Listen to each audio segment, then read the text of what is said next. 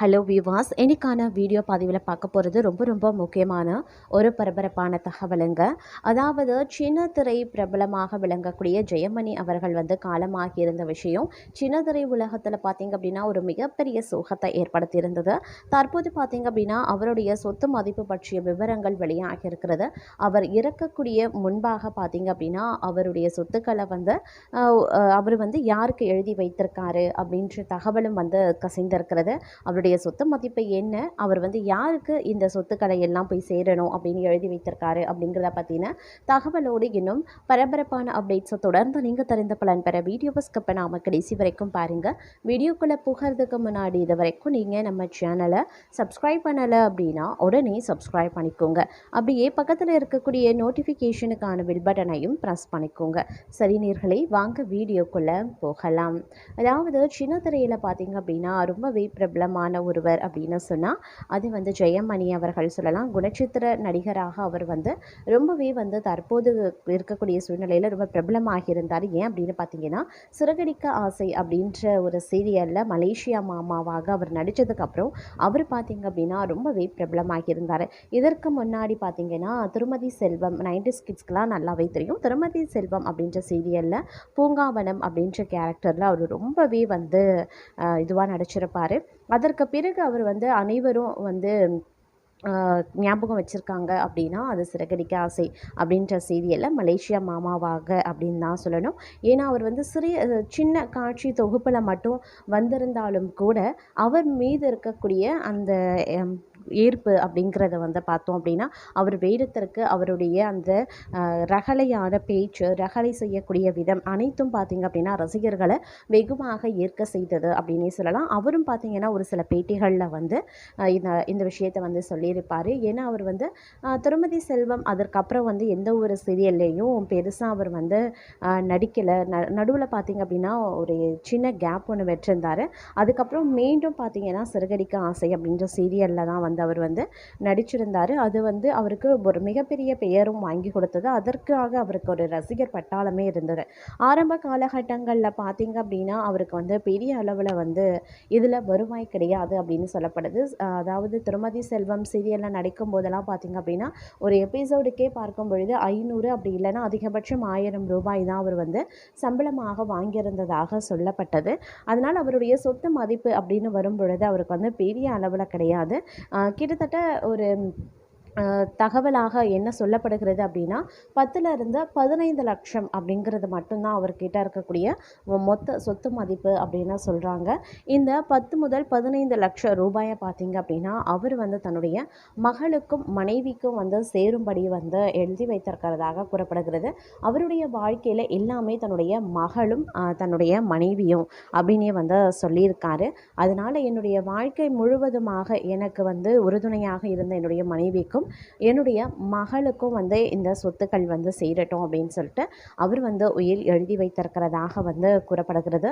தற்போது இந்த விஷயம் அப்படிங்கிறது ஒரு மிகப்பெரிய அளவில் பேசப்பட்டு வருகிறது அப்படின்னே சொல்லலாம். ஏன்னா இவ்வளவு ஒரு குணச்சித்திர நடிகர் 40 சீரியல்கள் அவர் இயக்கியிருந்தாலும் கூட அவர்கிட்ட பெரிய அளவில் சொத்து மதிப்பு இல்லை அப்படிங்கிற ஒரு விஷயம் ரொம்பவே ஆச்சரியத்தை ஏற்படுத்தி இருக்கிறது அப்படின்னு தான் சொல்லணும். இந்த விஷயம் தற்போது இணையத்தில் படு வேகமாக வைரலாகி வருது அப்படின்னே சொல்லலாம். அது மட்டும் இல்லாமல் அவர் பார்த்திங்கன்னா சன் டிவியில் ஒளிபரப்பாகி திருமதி செல்வம் சீரியலில் பூங்காவனம் கேரக்டரில் நடித்த நடிகர் ஜெயமணி பார்த்திங்க அப்படின்னா தன்னுடைய 79வது வயதில் மாரடைப்பால் காலமான செய்தி பலரையும் அதிர்ச்சியில் ஆழ்த்தியிருந்தது. இன்று அவரை பற்றி எல்லாருமே பேசுகிறது அப்படின்னு பார்த்திங்கன்னா சிறகடிக்க ஆசை சீரியலில் நடித்த கேரக்டரை பற்றி தான். ஆனால் அந்த கேரக்டருக்கு பின்னால் இருந்த கலைஞரினுடைய வாழ்க்கையில் பல போராட்டங்களையும் அவமானங்களையும் கடந்த ஒரு நீண்ட பயணமும் இருக்கிறதுங்க. அதில் கடந்த சில மாதங்களுக்கு முன்பு இன்னும் நினைச்சதை சாதிக்கலை அப்படின்னு நம்பிக்கையோடு பேசியிருந்த ஜெயமணியின் வார்த்தைகளை இன்று கேட்கும்போது மனதை கணக்க வைக்கிறது அப்படின்னு நான் சொல்லணும். சிறகடிக்க ஆசை சீரியலில் அவருக்கு நடிக்க வாய்ப்பு கிடைத்த பிறகு அவர் ஒரு பேட்டியில் பேசியிருந்தார். அந்த வீடியோக்கள் இன்று சோஷியல் மீடியாவில் வைரலாகி வருது. அதில் அவர் பேசும்போது எனக்கு 7 வயதில் இருந்து சினிமா மீது ஆசை. என்னுடைய மாமா பாடகர். அவரை பார்த்து தான் நாடகத்தில் நடிக்க வேண்டும் அப்படின்னு ஆசைப்பட்டு ஆரம்பிச்சது. ஆனால் அந்த கனவு உடனே நினைவாகலை. காலேஜ் படித்து முடிச்சதுக்கு அப்புறமா குடும்ப சூழ்நிலை காரணமாக கவர்மெண்ட் ஆஃபீஸில் வேலைக்கு சேர்ந்தாராம். வாழ்க்கைக்காக வேலையை தேர்வு செய்தாலும் மனதிற்கு இருந்த நடிகர் மட்டும் இருக்கவில்லை. வேலை முடிந்த பிறகு நாடகம், அதற்கு பிறகு நாடகத்தில் இருந்த சினிமா, அதில் இருந்த சின்னத்திரை என்று வாய்ப்பு கிடைத்த இடம் எல்லாம் தன்னுடைய திறமையை நிரூபித்திருக்காரு. மேலும் அவர் இந்த பேட்டியில் பேசும்போது, நான் இன்னும் நினைச்சதை சாதிக்கல, எனக்கு தெரிந்தது சினிமா தான், அதனால தான் அதை இறுக பற்றி கொண்டேன் அப்படின்னு சொல்லியிருக்காரு. அதே மாதிரி ஜெயமணி வாழ்க்கையில் திருப்புமுனையாக அமைந்தது திருமதி செல்வம் சீரியல் தான். ஆனால் அந்த வாய்ப்பு அவருக்கு எளிமையாக கிடைக்கலையாம். பூங்காவனம் கேரக்டருக்கு இயக்குனர் முதல்ல தேர்வு செய்தது இவர் இல்லையா, வேறு ஒரு நடிகரை தான் நடிக்க வைக்க வேண்டும் அப்படின்னு செலக்ட் பண்ணி வைத்திருக்காங்க. அந்த நேரத்தில் தான் டெல்லி விஸ்டாஸ் ராதா இவரை ரெக்கமெண்ட் பண்ணி இருந்திருக்காரு. அதனால் இயக்குனருக்கு இவர் மீது நம்பிக்கை இல்லையா. அதே நேரத்தில் கோபத்தில் இருந்ததாக இயக்குனரே அவரிடம் சொல்லியிருக்காராம். அதனால் என்னுடைய கேரக்டரை முடிந்த அளவுக்கு முழுமையாக கொடுக்க வேண்டும் அப்படின்னு நினச்சி தான் பூங்காவனம் கேரக்டரில் நடித்தேன். அந்த கேரக்டர் தான் ஜெயமணி என்ற பெயரை விட மக்கள் மனதில் பூங்காவனம் என்று பதிய வைத்திருக்கிறது. அதற்கு பிறகு பல வருஷங்களாக ரசிகர்கள் இவரை பூங்காவனம் அப்படின்னு கூப்பிட்டு கொண்டிருந்தாங்க.